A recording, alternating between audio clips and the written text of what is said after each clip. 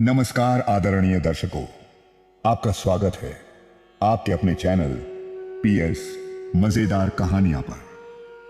आज हम प्रस्तुत कर रहे हैं रामायण के अयोध्या कांड से एक अत्यंत महत्वपूर्ण और भावनात्मक प्रसंग, कैकेयी द्वारा वरों की प्राप्ति। यह वही क्षण था जिसने मर्यादा पुरुषोत्तम श्री राम के वनवास की कथा का आरंभ किया। अयोध्या में उल्लास का वातावरण था। महाराज दशरथ जी अत्यंत प्रसन्न थे क्योंकि अगले दिन उनके परम प्रिय पुत्र श्री राम जी का राज तिलक होने वाला था। उल्लासित मन से महाराज ने सोचा, यह शुभ समाचार मेरी प्रिय रानी महारानी कैकेयी जी को सबसे पहले दूं। वे प्रसन्नता पूर्वक उनके महल पहुंचे, परंतु महारानी वहां नहीं थी। महाराज ने एक दासी से पूछा, देवी कैकेयी कहां है? दासी ने विनम्र स्वर में कहा, हे राजन, महारानी किसी बात से रुष्ट होकर कोप भवन में चली गई है। यह सुनकर महाराज दशरथ जी चिंतित हो उठे और तुरंत कोप भवन की ओर बढ़े। जब वे कोप भवन पहुंचे तो देखा उनकी प्राण प्रिया महारानी कैकेयी जी भूमि पर बैठी हैं, मलिन वस्त्र धारण किए, केश बिखरे हुए और मुख पर उदासी की रेखाएं। राजा दशरथ जी यह देखकर व्यथित हो उठे। उन्होंने स्नेहपूर्वक कहा, प्राणेश्वरी, मुझसे ऐसा कौन सा अपराध हुआ है कि आप रुष्ट हो गई? यदि मैं किसी बात से आपको दुख पहुंचा बैठा हूं तो कृपया बताइए, मैं आपके हर कष्ट का निवारण करूंगा। महारानी कैकेयी जी ने धीमे स्वर में कहा, राजन, मेरी एक अभिलाषा है, परंतु मैं उसे तभी कहूंगी जब आप शपथ लें कि उसे पूरा करेंगे। महाराज दशरथ मुस्कुराए और बोले, प्रिय रानी, केवल इतनी सी बात के लिए आपने कोप भवन का रुख किया। बताइए, आपकी क्या इच्छा है, मैं तत्काल उसे पूर्ण कर दूंगा।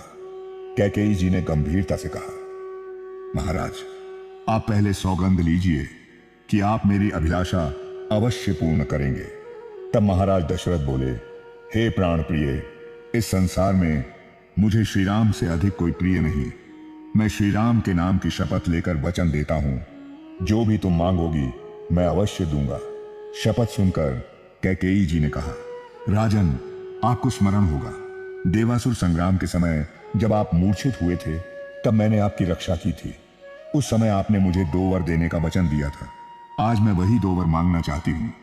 पहला वर, मेरे पुत्र भरत जी का राज्याभिषेक किया जाए। दूसरा वर, भगवान श्री राम जी को 14 वर्ष के लिए वनवास भेजा जाए और वे आज ही वल्कल धारण कर वन के लिए प्रस्थान करें। यह सुनते ही राजा दशरथ जी का हृदय विदीर्ण हो गया। वे अत्यंत वेदनाग्रस्त होकर भूमि पर गिर पड़े और मूर्छित हो गए। कुछ समय बाद जब होश आया तो वे करुण स्वर में बोले, हे देवी, मुझसे ऐसा कौन सा अपराध हुआ है जो तुमने इतना कठोर वर मांगा? राम तो तुम्हारा भी उतना ही आदर करता है जितना कौशल्या का।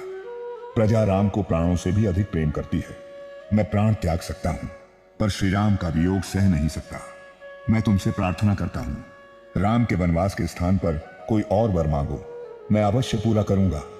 किंतु महारानी कैकेयी जी अपने वचन पर दृढ़ रही।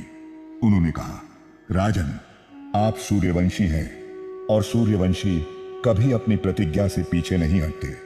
यदि आप वचन भंग करेंगे तो मैं यहीं आपके सम्मुख अपने प्राण त्याग दूंगी। इसलिए अपनी प्रतिज्ञा का पालन कीजिए। राजा दशरथ जी बार बार मूर्छित होते रहे और रानी कैकेयी जी अपने निर्णय पर अटल रहीं।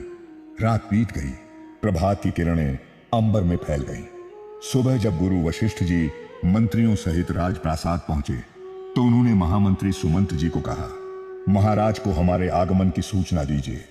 सुमंत जी ने महाराज दशरथ के पास जाकर कहा, राजन, रात्रि समाप्त हो गई है, गुरु वशिष्ठ जी पधारे हैं।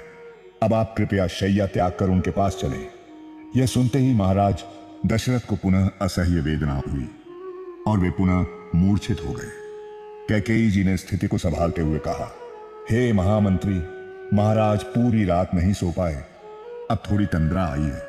महाराज चाहते हैं कि श्री राम को कुछ आवश्यक बातें कहें। आप कृपा कर श्री राम को यहीं बुला लाइए। सुमंत जी ने आज्ञा का पालन किया और भगवान श्री राम को बुलाने उनके महल की ओर प्रस्थान किया। यह प्रसंग हमें यह सिखाता है कि प्रतिज्ञा, धर्म और सत्य पालन कभी भी परिस्थितियों पर निर्भर नहीं होते, वे व्यक्ति के चरित्र की पहचान होते हैं। और यही रामायण हमें बताती है कि हर कठिन परिस्थिति भी ईश्वर की योजना का एक आवश्यक चरण होती है।